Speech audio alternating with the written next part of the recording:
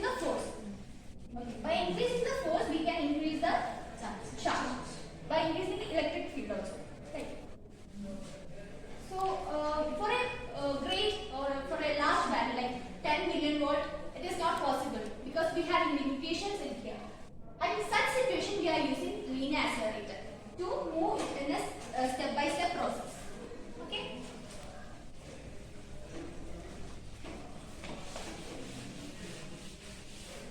So now I am going to draw the structure. If you want to draw now, you can draw, or otherwise I will take center notes. A linear accelerator is a glass tube.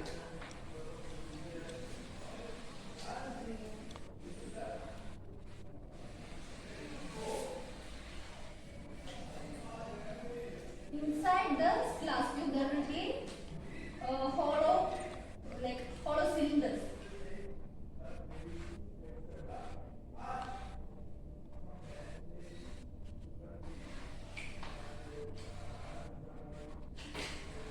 As you can see, the length of the hollow cylinder is increasing by one by one.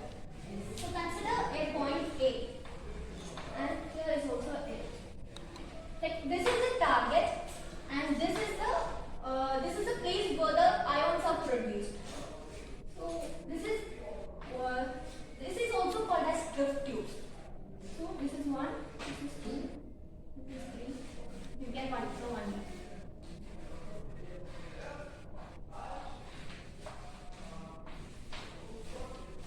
The alternating drift tube is connected together.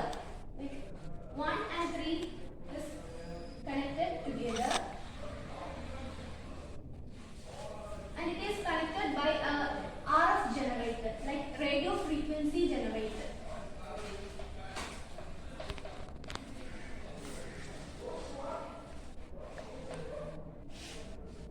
Then here 2 and 4 will be connected together.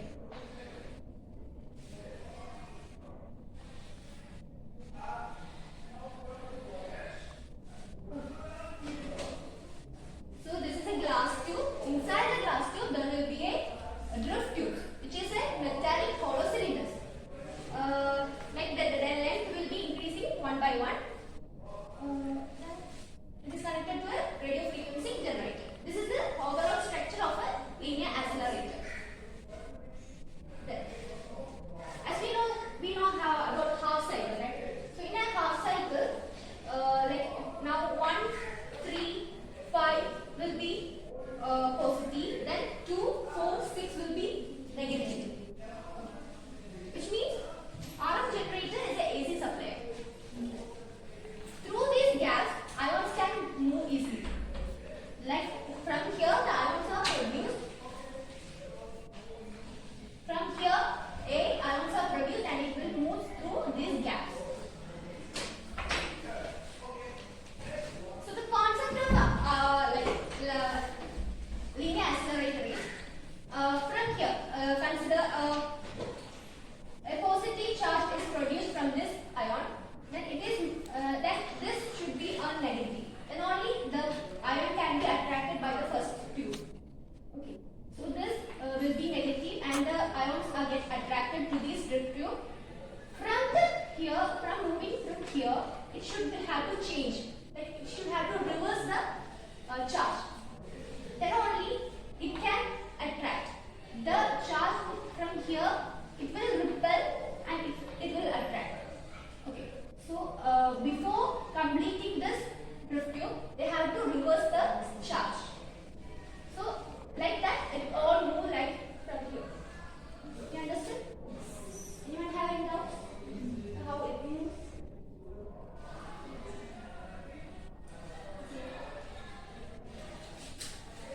We know that in a place of potential, V potential, and the Q charge will be there, then what will be the force? Q times V.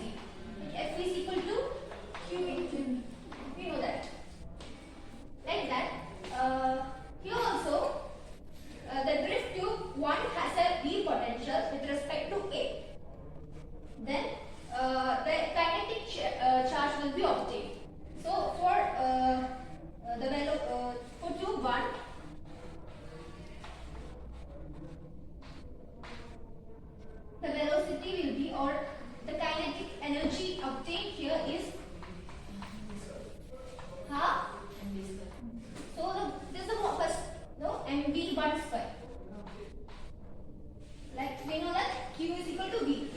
instead of Q we are taking E.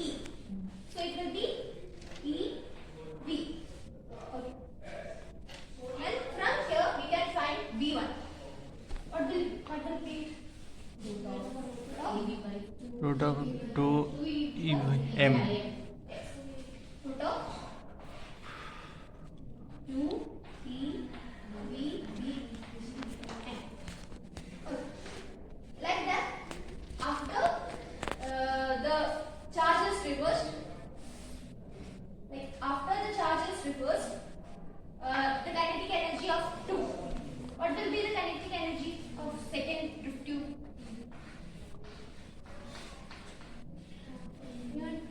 Kinetic energy of drift tube. It will be like same as that, but it is 2V.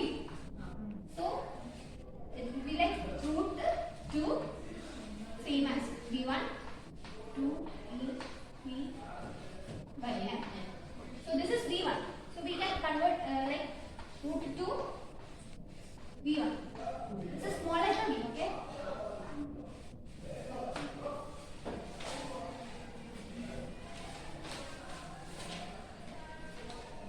Like for a successive acceleration, there is a successive gap between each drift tube. So it will be like L1 is to L2 is to L3, which is equal to 1 is to 2 is to 2 to 3. This is the ratio of linear accelerator. Okay, this is important.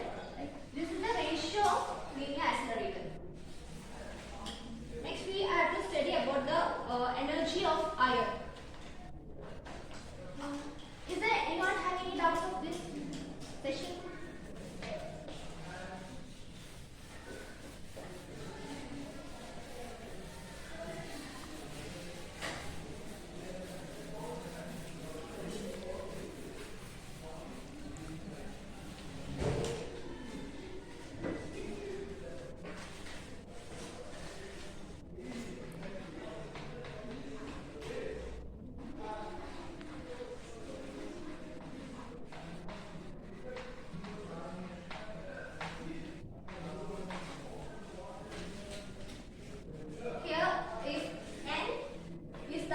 Number of gaps of the iron. Number of gaps of that iron